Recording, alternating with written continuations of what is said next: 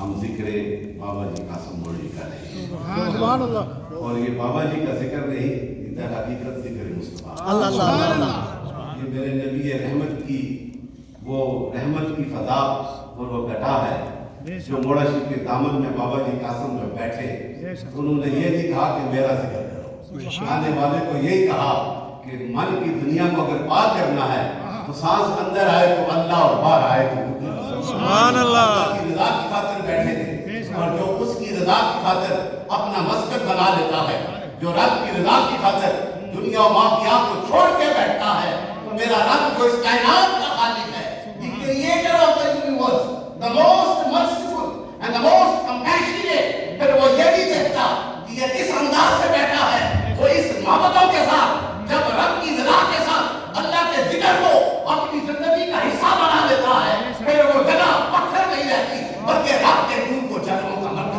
سبحان اللہ، اللہ اکبر، یہ حقیقت ہے، اس کائنات میں ہر شے کی تخلیق، اس کی نشو و نما، اس کے وجود کی بقا، اس کا ارتقا، اس واجب الوجود اللہ کے کرم کی محتاج ہے۔ اس ذاتیات کو دیکھنے کے لیے میرے دوستو کہیں دور نہیں جانا پڑتا بلکہ دل کی آنکھ کو کھولنا ہوتا ہے۔ یہ دل کی آنکھ کیسے کھلتی ہے؟ یہ اہل نظر کے ساتھ نظر ملا لیتے ہیں۔ یہ اہل نظر کون ہوتے ہیں؟ یہ اہل طریقت کون ہوتے ہیں؟ یہ اہل معرفت کون ہوتے ہیں؟ آؤ میں تمہیں بتاتا ہوں، یہ وہ ہے جن کا ظاہر اور باطن ایک ہو جاتا ہے۔ سبحان اللہ، بھی چمکتے ہیں اور باہر سے بھی چمکتے ہیں۔ سبحان اللہ، اس لیے چمکتے ہیں کہ انہوں نے اپنی زندگی کا وظیفہ اللہ کا ذکر بنا لیا، نبی رحمت کی محبت کو بنا لیا۔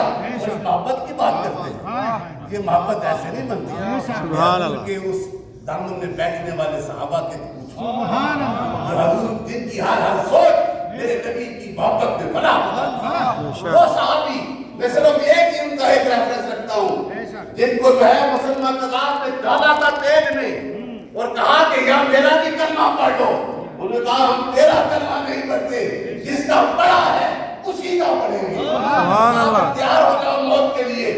جب موت اسے پاس اس تیل میں ڈال دیا گیا اور پھر ان صحابہ نے jacket of golden words given by the companions of God. It is the guidance for those who practice according to the will of Allah subhanahu wa ta'ala.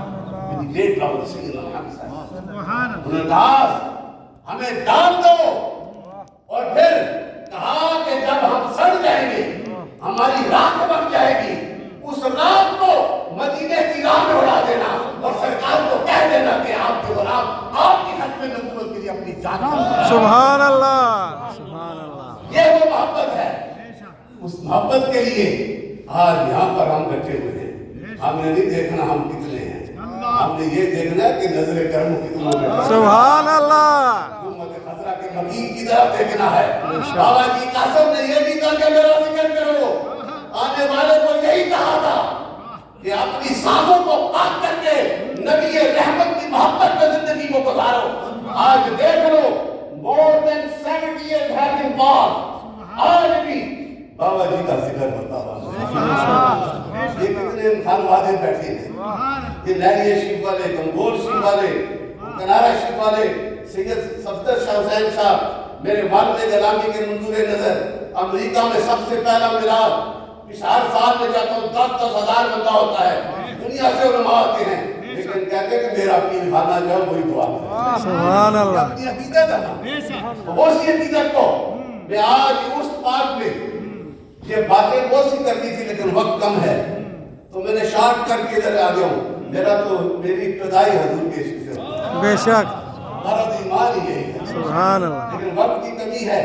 یہ اسی عشق کا چمکتا ہوا ستارہ بابا جی کا اور علامہ صاحب نے بڑا خوبصورت کلام بھی کہا ہے۔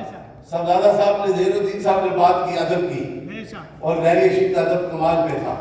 اور جب میرے دادا حضور خواجہ غریب النواز پیر محمد زاہد خان صاحب نے جب خواجہ بابا جی کی اجازت ملی نا 11 سال کے بعد اور بٹھایا، وہ یہ روایت بھی ثانی صاحب کی خود ہے، میں نے سنی ہے۔ بعد آپ آئے تھے F61 میں، میرے والد گرامی اور سارے بیٹھے تھے، ثانی صاحب اللہ نے اعلیٰ درجات نصیب فرمائے، خواجہ غلام الدین کے چھوٹے بھائی۔ تو میں نے پوچھا کہ حضور کی بات سنا دیں، کہا کہ جب अपनी वो सादी पहाड़ी जुबान में उन्होंने कहा, जब खिलाफत मिली, लंगर पकाया, उसके बाद मोड़ा शरीफ से लहरिया शरीफ में बैठाया हजरत ख्वाजा मीर नवाज मेरे दादा हजरत से दौरा कहा, हुक्म किया दौरा करो। कहते 6 साल ना 1 साल दौरा करते रहे और इतना दौरा किया कपड़े भी फट गए। ये ख्वाजा पीर सानी साहब की अल्फाज है, कपड़े भी फट गए, जूते भी फट गए। तो पठान से गुस्से में आए कि इतनी खिदमत की और बाबा जी ने हमारे कपड़े भी फट गए हैं। तो उसी तरह वो आए पीर ज़ाहिद खान साहब के पास। तो आपने देखा इस हालत को, आपके सारे 3 भाई थे, पीर सानी साहब, पीर इब्राहिम साहब, पीर ख्वाजा गुलाम मुहीउद्दीन हज़रत रहमतुल्लाह अलैह।